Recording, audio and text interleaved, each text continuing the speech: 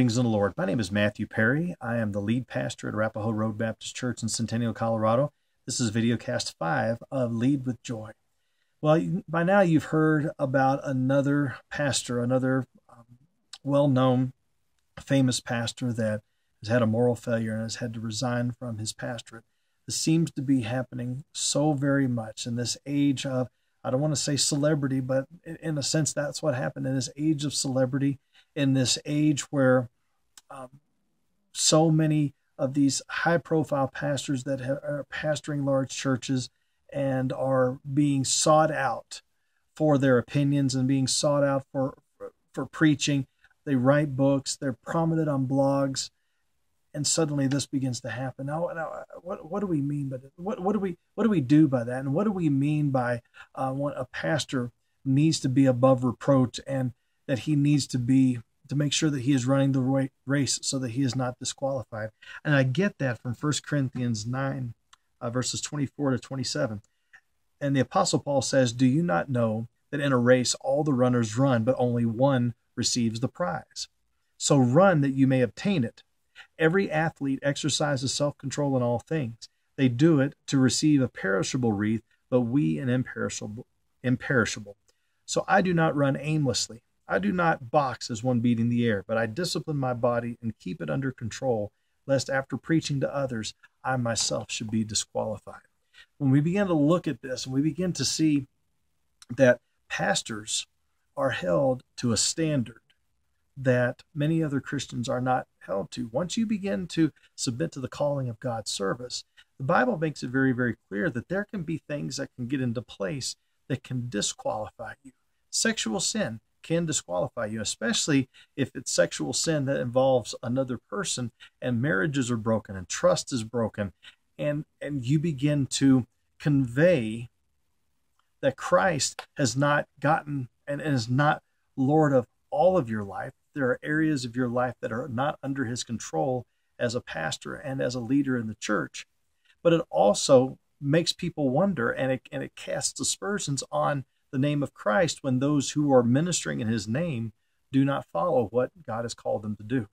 My kids just went off to youth camp, or to kids camp. And one of the things that I told them was to remember two things. One, you bear the name of Christ. What you do reflects on him. And number two, you also bear my name. What you do also reflects on me. And I'm not saying that because I don't want people thinking badly of me.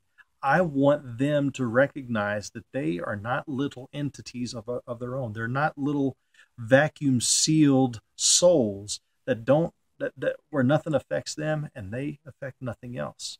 We are interconnected. There's relationships that we have, and everything that we do, everything that we say, and I'll even say everything that we think affects other people, and especially in the visibility and the calling of pastors and preachers and teachers.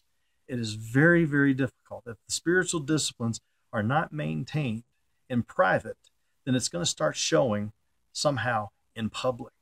So what I'm going to pray for all of you as pastors and pray for all of you as leaders is to recognize what it means to be above reproach. And that could be another video cast that we do soon, but I want to keep these short to where it's at least going to be able to fuel the flame, to be able to get into those disciplines, to be able to get before God, and for God to begin to move and work in us, to be ones who are above reproach, both in public, not just doing the right things in public, but in the inner man, in private. Because who you are in private is really who you are.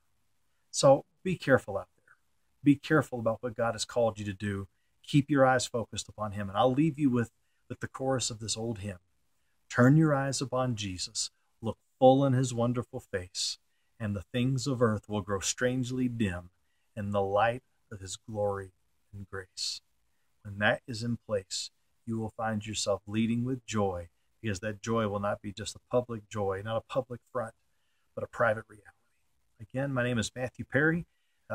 Feel free to check out our website, Dr. Matt Perry, DrMattPerry.com. We're starting to put more blog posts up, and every Friday we're releasing another video. And so I'm very thankful that God has provided this opportunity for you to join me, and hopefully with us all, we'll be able to develop these leaders who are leading with joy and begin to present a Christ that joyfully comes to sacrifice himself, and joyfully comes to renew us to where we can lead with joy and be joyful in him. God bless you. See you soon.